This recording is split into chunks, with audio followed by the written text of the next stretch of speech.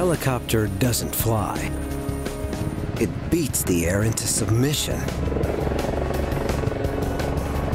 It's a weapon of war, an agent of mercy. The most versatile flying machine ever created. A miracle of engineering that can take us virtually anywhere and bring us back alive. But sometimes the air strikes back, hard and fast and deadly. Now there's a new breed of helicopter built for the 21st century. Some call them supercopters, and this is one of the best. The Augusta-Westland EH-101. How does this mechanical marvel defy gravity and rule the sky?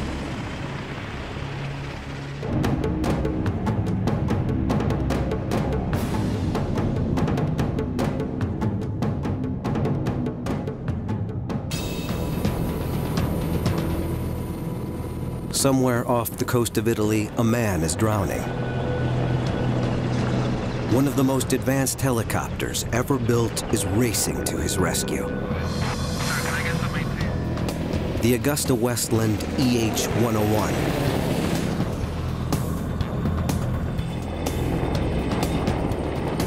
It's designed for an emergency like this.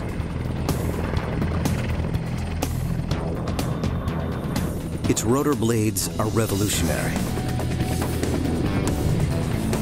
They're driven by 3 of the most sophisticated engines ever made. And it's huge, almost 75 feet from nose to tail, and tipping the scales at 15 tons. A giant that can range 900 miles out into the open sea at a top speed of almost 200 miles an hour.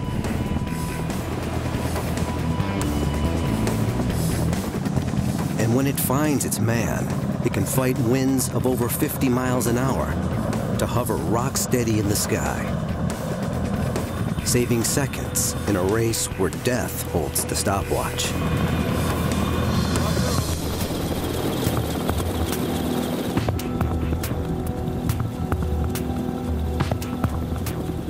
To the Italian Navy's Flying Shark Squadron, it's a deadly serious training mission.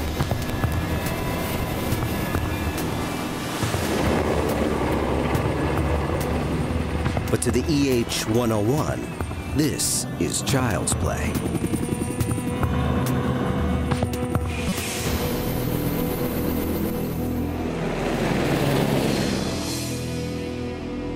It's one of the new generation supercopters that are taking our 21st century skies by storm.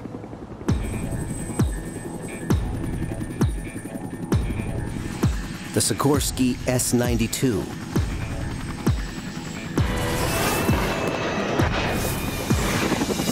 NH Industries NH-90, and the Augusta-Westland EH-101.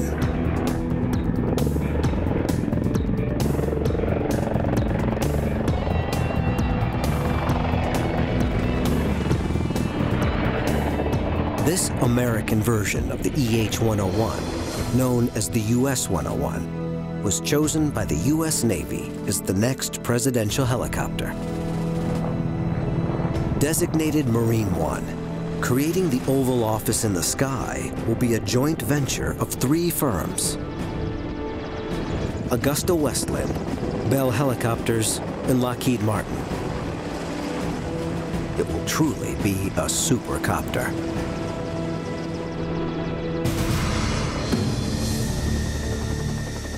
But no matter how advanced, the flight of any helicopter is governed by 3 major components.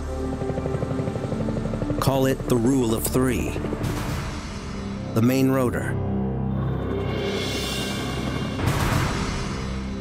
the engines,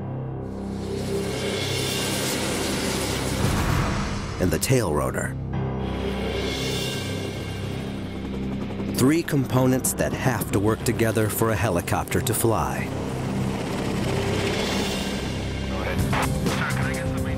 And this is what the rule of 3 can achieve. The EH-101 moves through the air like a hummingbird.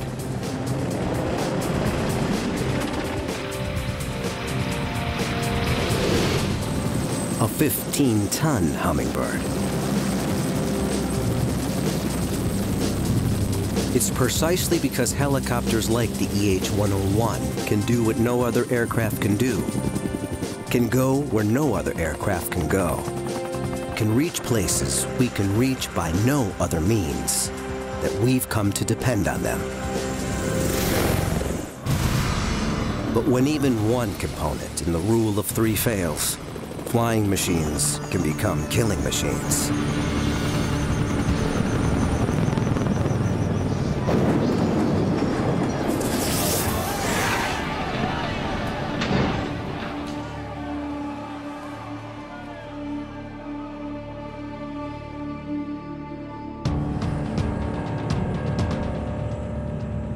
In normal conditions, flying a helicopter is only slightly more dangerous than flying a regular fixed-wing aircraft of the same size. But we did not create the helicopter for the easy jobs of flight. It was made to operate in the outer envelope of risk.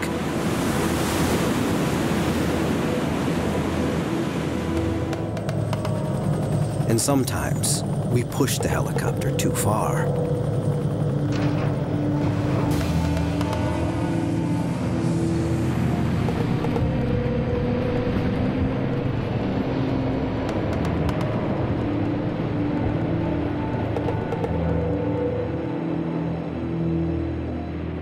The simple but mysterious truth is that the helicopter is a flying machine that doesn't want to fly.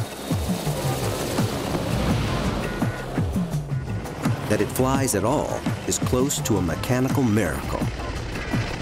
A helicopter sitting on the ground is actually more capable of beating itself to death by rolling over and the blades thrashing around in the air than it is of actually flying. The first component in the helicopter's rule of three is its main rotor. Fixed-wing aircraft fly because of the way air naturally flows over their wings as the plane moves forward. They are literally pulled through the air. A helicopter's rotors act like spinning wings. As air moves through them, the rotors lift it up, tugging the bird into the sky. And the main rotor doesn't just lift the helicopter, it also propels it forward by driving air backward.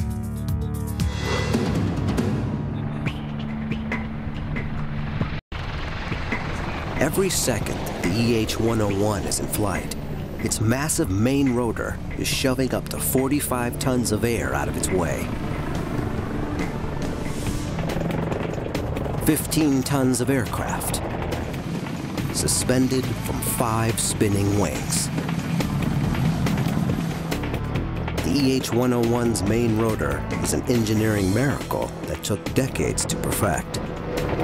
But the story of the rotor is about more than engineering. It's an invention that has changed history. The rotor would come of age in a time of war. And our skies would never be the same.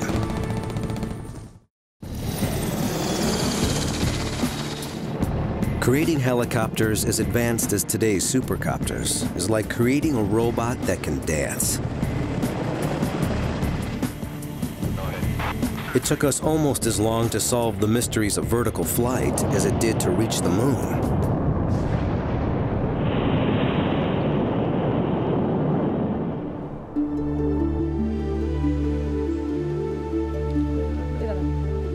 In 15th century Renaissance Italy, Leonardo da Vinci imagined a flying machine that would twist its way up into the heavens, like a screw turning through wood.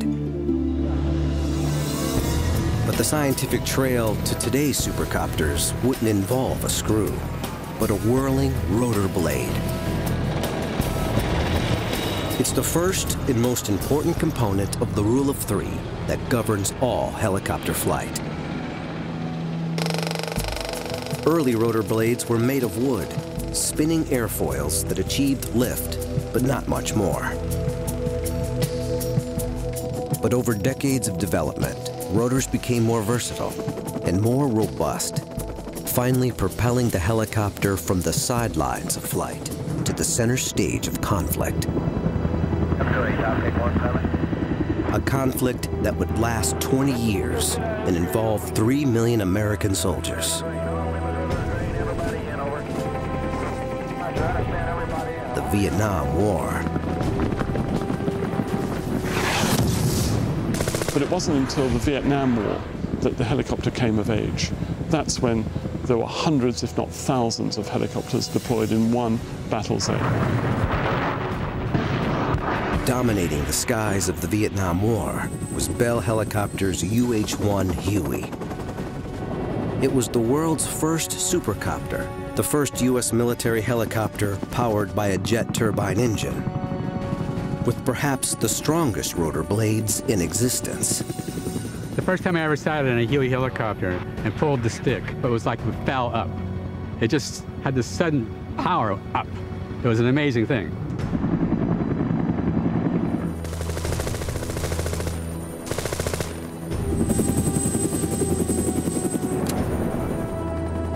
Although all metal rotors had been fitted to earlier helicopters, the Huey's thick 44-foot-long blade set a new standard for toughness.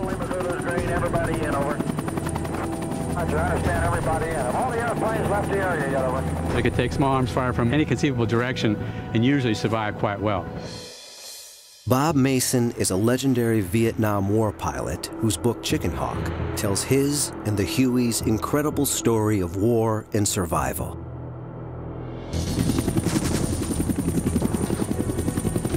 I remember one time I had to be the last ship out, so I had to take everybody with me. And everybody got on board, and there was one more guy than I thought we could carry. And I couldn't leave the one guy. His Huey dangerously overloaded, Bob Mason had only one way out, but it meant flying straight toward a jungle thicket. So I headed for that thicket, hoping to accelerate enough to get over it, but I didn't, and I had to go through it. So here's a machine that can go through the thicket, chopping off the tops of these small branches with the rotor system, with 6 or 7 screaming American soldiers in the back. I mean, I love this machine.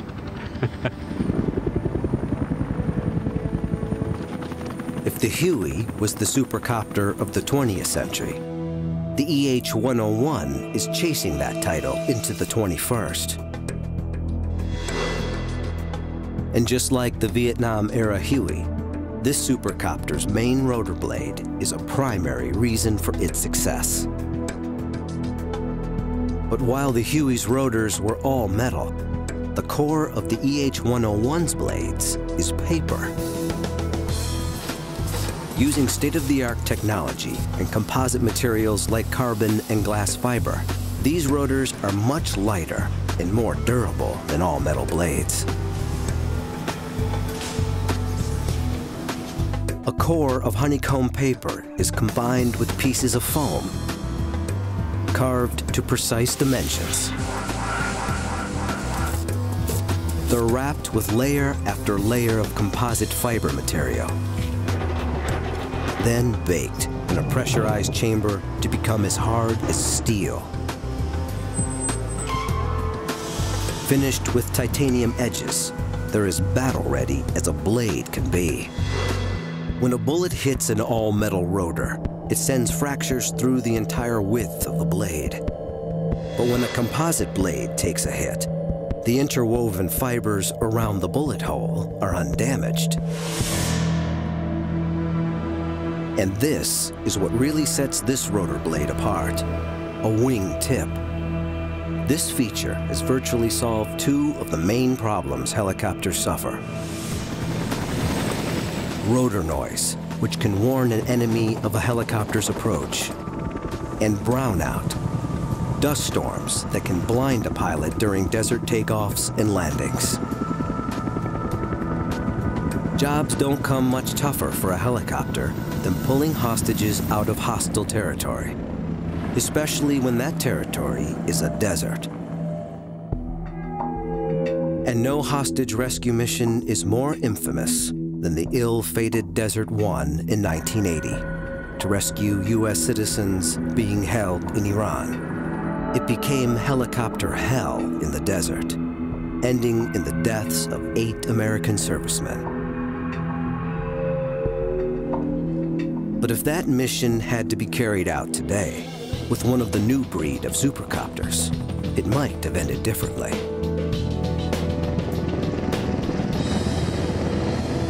One of a helicopter's greatest handicaps during a rescue operation like Desert One is the noise made by its rotors. The enemy can hear it coming. Most rotor noise is caused by the tips of the helicopter's blades, moving through the air at supersonic speed. The telltale beating sound is actually a series of mini-sonic booms created by the rotor tips. And that's where these wing-tipped rotor blades have a killer advantage.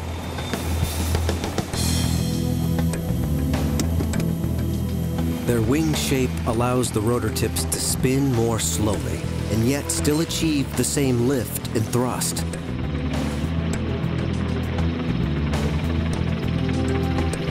Because the rotor tips don't create the sonic boom effect, the pilots who've flown the EH-101 in battle say it's one of the quietest helicopters flying.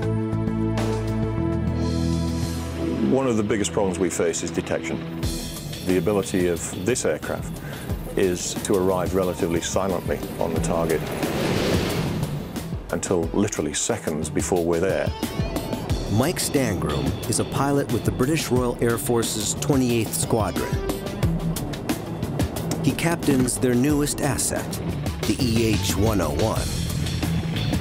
But we can go alone and unafraid into hostile territory in confidence.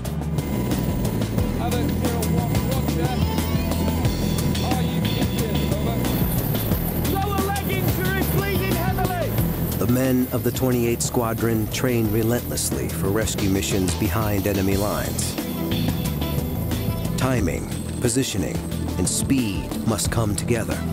Most of all, it's stealth that's the key to the success or failure of the mission. The end game is what our job is all about, and there may be enemy on the scene. It might be a hot target. If the enemy hears them coming, the landing might not just be hot, but fatal.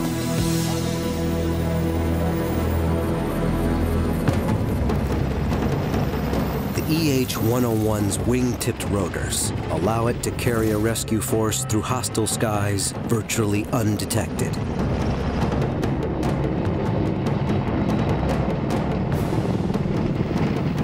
Giving them the advantage of surprise in a game of life and death.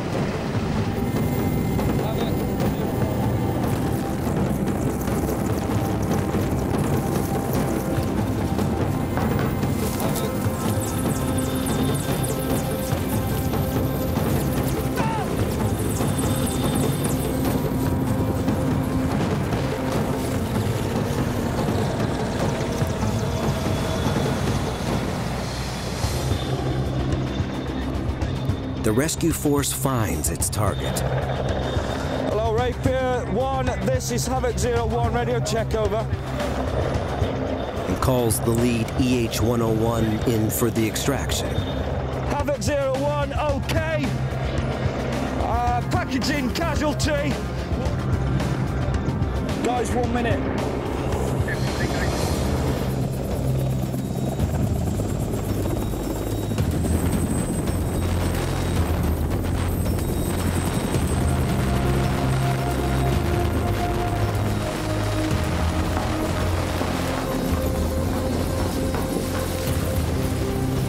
But if this rescue was for real, and if it was happening in a desert environment, like that faced by the Desert One mission in Iran, the helicopter and the men it's carrying would be facing a danger as great as enemy fire. Sandstorms created by the rotor blades, called brownouts, which can blind pilots on takeoff and landing, are a major cause of helicopter crashes. But the EH-101's wing-tipped rotors deal with the desert sands in a way even their developers didn't expect. Unlike other rotor blades, the wingtips focus the main force of their downwash at the outside edge of what's called the rotor disc, carving a window of clear air through the brownout, which allows the pilot to see the ground on the way down. It's called the donut effect. The pilot flies in that hole. He has excellent visibility for 90% of the approach. And in the critical stages, he can see his landing point very easily. And what works for sand works equally for snow. The wingtip rotors defeat whiteout just as effectively as brownout.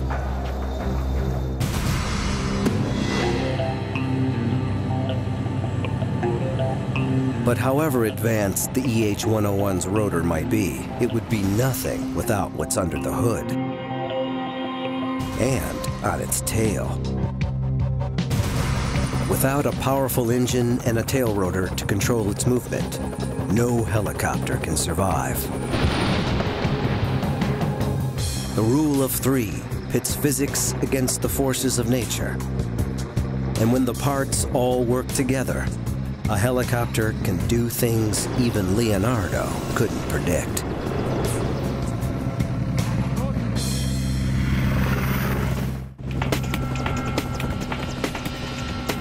Beneath the whirling blades of the EH-101 lies the beating heart of this flying machine.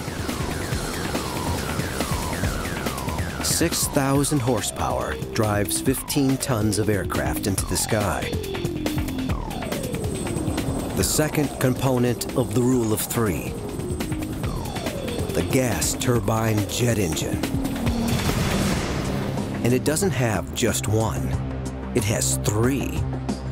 Each is about the same size as the engine of a family car, but each packs 10 times the punch. But while jet engines on fixed-wing aircraft provide forward thrust, in a helicopter, all that power goes into turning the rotor blades. It's like a giant propeller. The spinning rotor drives the helicopter through the air. The engine's job is to keep the rotor spinning at exactly the same speed, no matter how strong the wind or what the aircraft is trying to do. It's like asking a car engine to maintain the exact speed no matter how steep the hill. The engines must not stall. They must not slow down. They have to keep the rotor spinning, no matter how aggressively the helicopter is being thrown through the sky. And the 21st century engines that power the new generation supercopters can do just that. They enable the kind of power flying that would not have been possible with older generation engines.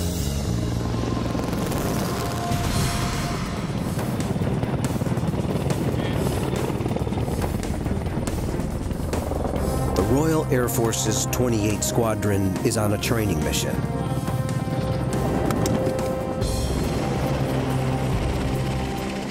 Their task? To stalk and intercept a speeding car. These men are playing the role of escaping terrorists. Positioning high above, the EH-101s drop into a near vertical dive. They swoop in, a mere 50 feet off the ground, traveling at nearly 200 miles an hour. Then the aircraft snaps into an incredible aerial switchback. Its engines absorb the shock of this maneuver without missing a beat. The copter hits the ground in a maelstrom of dust.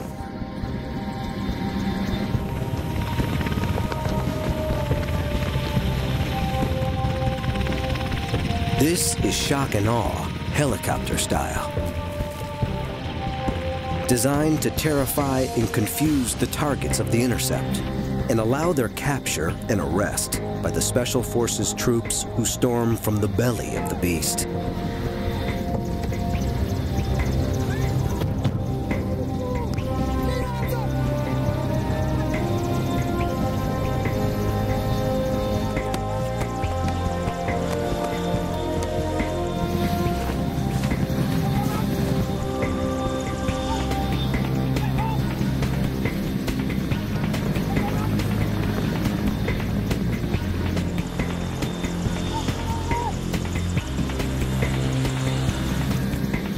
Within seconds, it's all over.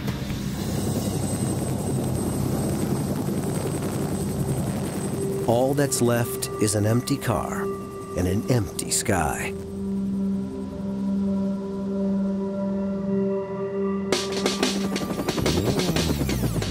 The secret to this maneuver is the sheer power and computer-managed precision of the EH-101's engines.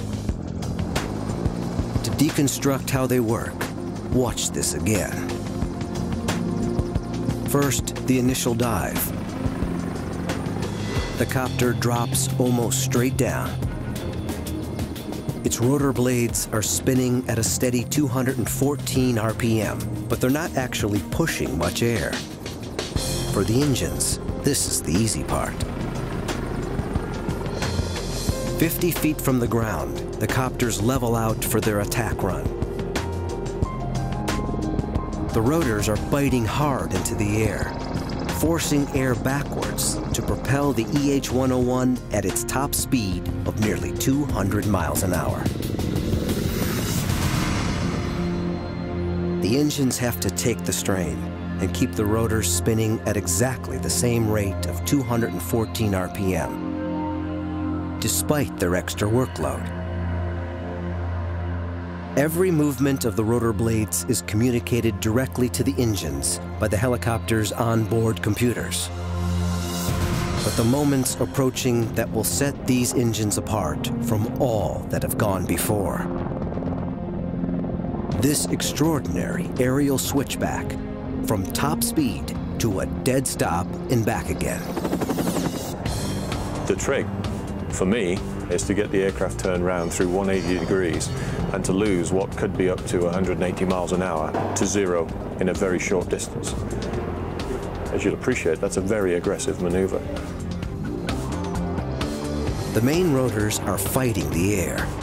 First to stop the aircraft, then turn it around, then to bring it down fast. It's an enormous shock to the rotor blades, and it's transferred directly to the engines. If the engines stall, as older generation engines might, the 15-ton aircraft would fall from the sky. But the EH-101's engines absorb the shock of the switchback and keep the rotors spinning at a constant rate, pulling it through its violent 180-degree turn.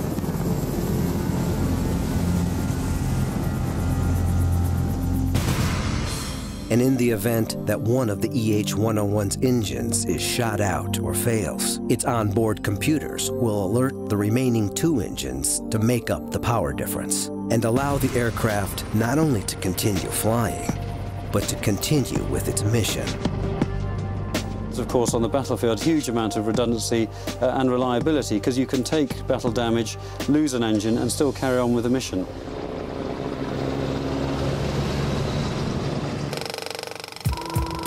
Most of the weight early helicopters were actually lifting was the weight of their heavy and underpowered piston engines. The development of the lighter but immensely more powerful gas turbine jet engine in the 1950s allowed helicopters to lift much greater loads. What had been an aerial gymnast was now also a beast of burden, transporting up to 40 tons through the air.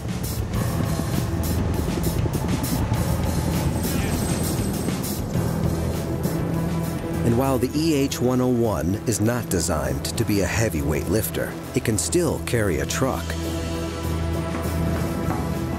or pack 50 evacuees into its cargo area.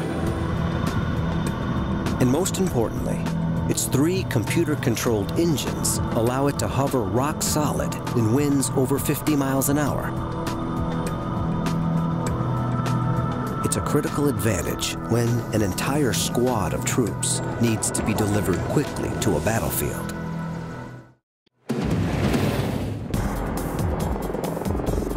In the rule of 3 that governs all helicopter flight, the main rotor provides lift and propulsion. The engine, constant power. But without one more critical component, even the latest supercopters would spin uncontrollably through the sky. It's the final engineering secret to the helicopter's success, the tail that wags the dog. And when something goes wrong with this part, look out.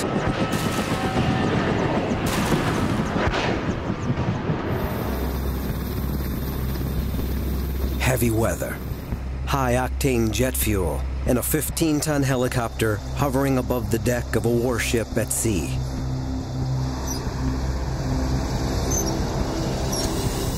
This British Royal Navy EH-101 is about to refuel without landing on the ship. It's one of the most difficult maneuvers a helicopter can be asked to do, and few are asked to do it. But this is just the sort of high-risk operation supercopters are designed for, saving precious time that would be taken up by landing to refuel. Its key role is force protection, to remain airborne 24 hours a day, 7 days a week, 365 days a year, searching out the surface threat from ships and the subsurface threat from submarines.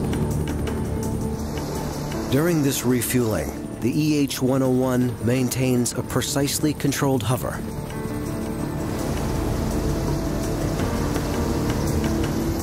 Its powerful gas turbine engines drive 5 of the most advanced rotor blades ever created, keeping it rock steady in the air.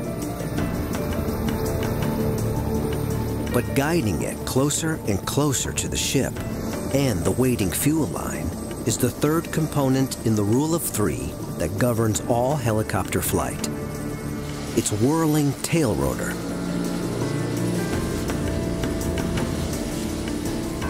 "5,000 tons of ship, 15 tons of helicopter are now connected by a hose full of volatile aviation fuel. There's no margin of error.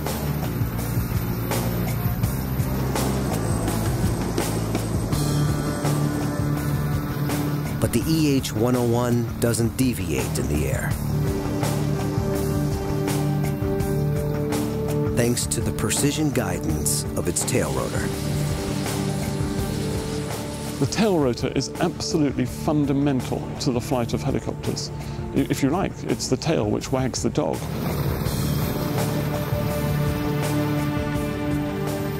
Fueled up, the EH-101 banks away on a mission that will test one of the primary combat roles it was designed for: hunting and destroying enemy submarines. The EH-101 finds and tracks the sub with its sophisticated and highly classified onboard sonar.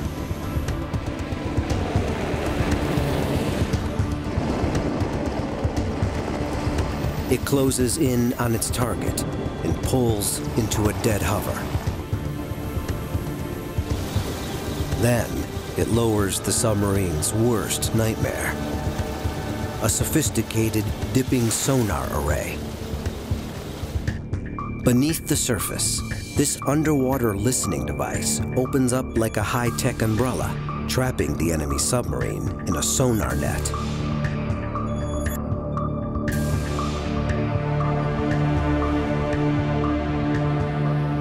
If this war game were for real, the sub would be cornered and facing a potentially deadly attack.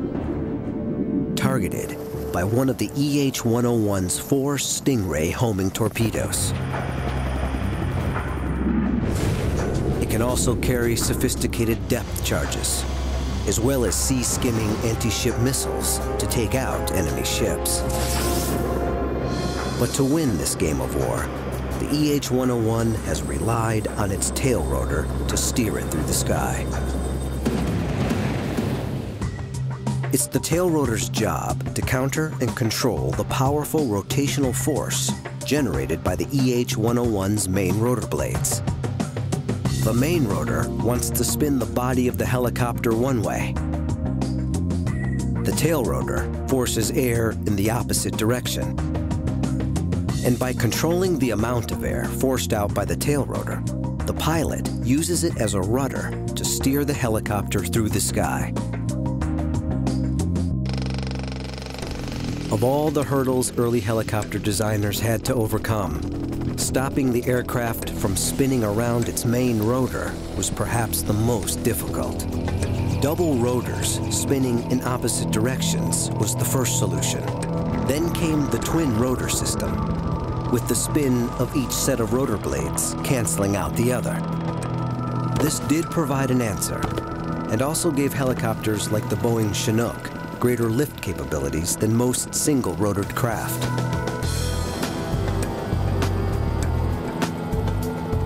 But it was the development of the tail rotor concept that finally gave the helicopter its unique agility in the air. We can choose which direction we want to go, when we want to go, at the rate we want to go. It's a David and Goliath dance between tail and main rotors. But losing a tail rotor is every helicopter pilot's worst-case scenario. One of the things that pilots fear most is losing tail rotor control, or tail rotor authority as it's called. In other words, if that tail rotor doesn't behave, you can't fly in a straight line, the helicopter becomes unstable. And we've seen, sadly, many crashes with that happening. When difficult rescues or evacuations are being attempted on uneven terrain, the tail rotor is especially vulnerable. Of the three components that keep a helicopter in the air, it's the one that usually comes closest to the ground.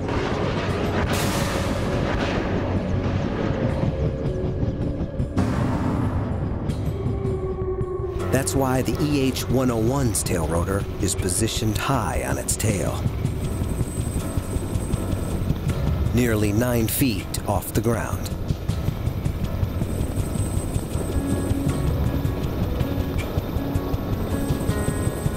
As every experienced pilot knows, lose tail rotor control, even momentarily, and you can easily lose your aircraft, and probably your life. As the helicopter spins off on a one-way trip to catastrophe.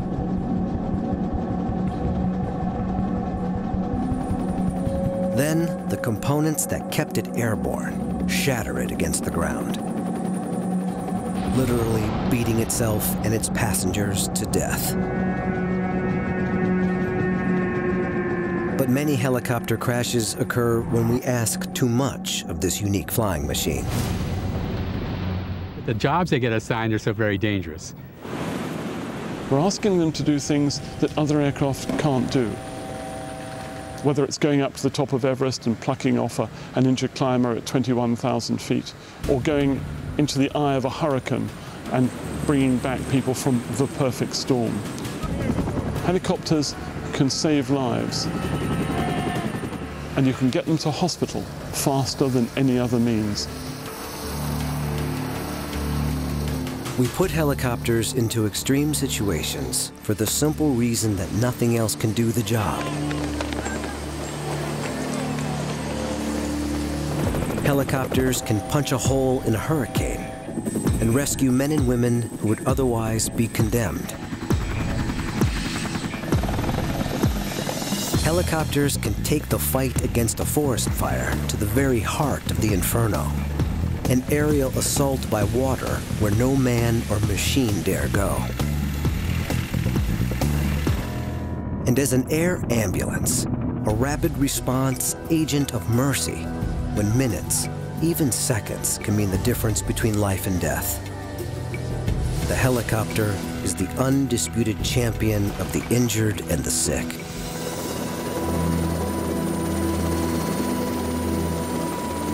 When a catastrophe like the South Asian tsunami strikes, marooning millions in wastelands scoured of roads and airstrips, it's the helicopter alone that can bring relief and salvation from the sky.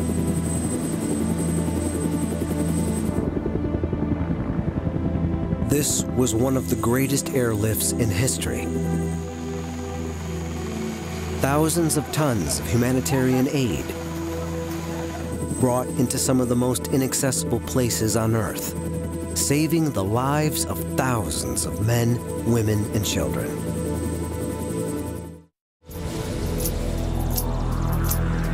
The latest generation of supercopters, like the EH-101, are pushing the boundaries of vertical flight. But there's still one component that makes all of it possible. The human in the driver's seat.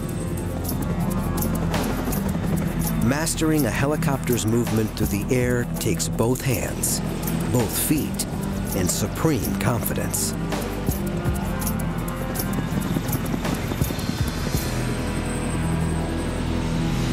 And when it's a supercopter worth tens of millions, there's no room for error.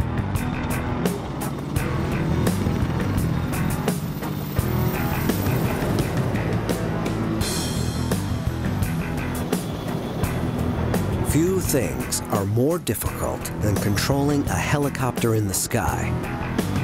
Go ahead. Sir, can I get something?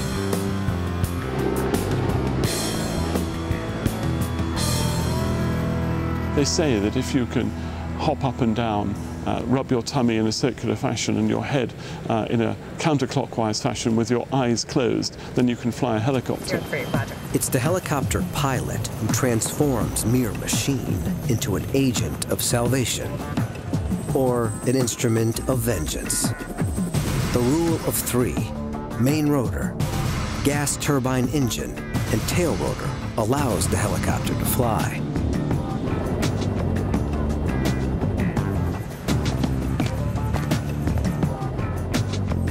But someone still has to control it. But at the end of the day, it does come down to the pilot. And I think it takes an extraordinary brand of aviator. At any given moment in flight, a helicopter can go up or down, side to side, forward or backward, or virtually any combination of those directions.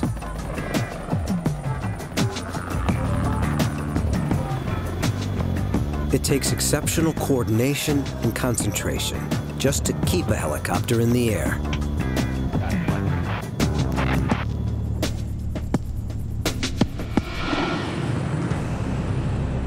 Massimo Porro commands the Italian Navy's #1 Flying Shark Squadron. He demonstrates the extraordinary relationship between the tail rotor and the main rotor blades. Both hands control the main rotor. The left-hand stick moves the helicopter up and down. The right-hand stick moves it in every other direction. Both feet control the tail rotor, changing the angle of the rotor blades to point the aircraft where the pilot wants. We have the pedals, which move the blades of the tail rotor to oppose the torque of the main rotor. This allows us to steer the helicopter in the direction we want.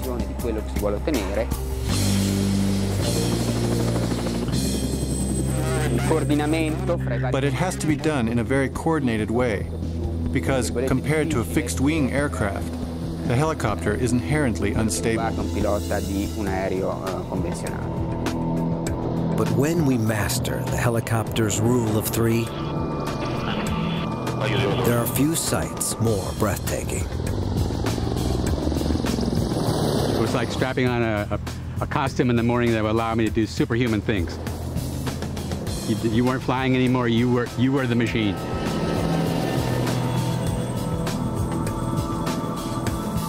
But today's supercopters are far more than mere helicopters. Behind the cockpit of this Royal Navy EH-101 is a sophisticated command and control center. It can direct a battle on land or sea, or launch advanced aerial weapons to destroy a submarine or an enemy ship,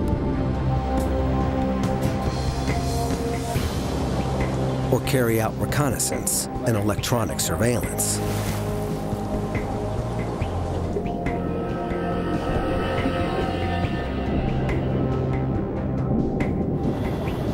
And today's supercopters are so technologically advanced, they can actually fly themselves. The EH-101's powerful onboard computers drive one of the most sophisticated autopilot systems ever put in an aircraft. The autopilot can even put this 15-ton aircraft into a hover at 40 feet and keep alongside a moving ship at sea without the pilot ever needing to touch the controls. In combat, the autopilot can do much of the actual flying, while the pilot focuses on the mission objectives. But ultimately, a human still has to be the mind of the machine. However sophisticated the autopilot, only a human pilot can actually land an EH-101.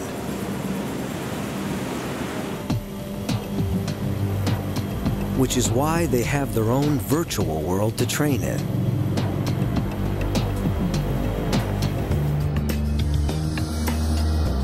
One of the most advanced flight simulators on the planet.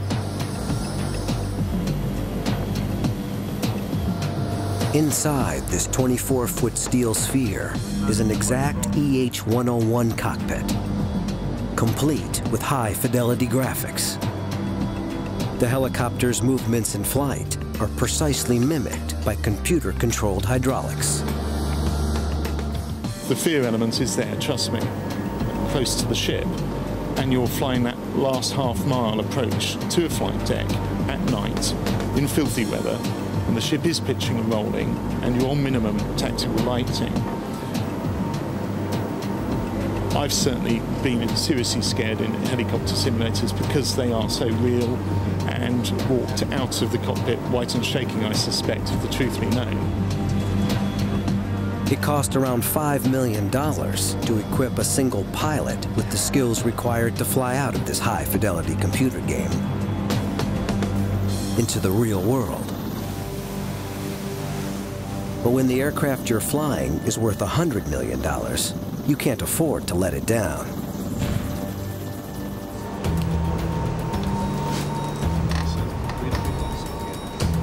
So in the simulator's operations room, instructors create nightmare scenarios for the pilots. Emergencies far too dangerous to be simulated in a real EH-101. We can simulate major systems failures and crash landing. I think probably the most challenging situations are coping with major system failure, but continuing to fight the aircraft and get back to the ship 200 miles away, maybe on two engines with navigation systems that have failed. The training never stops. Even the most experienced pilots have to keep their hours up in the simulator to maintain their mastery of the EH-101.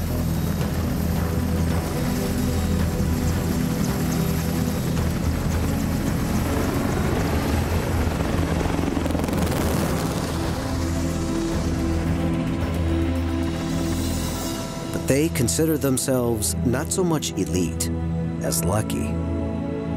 The father of the helicopter, Leonardo da Vinci, would love to fly this helicopter. You could just see him saying, well, I told you so. 500 years ago, I told you we could do this. And here it is, the ultimate helicopter.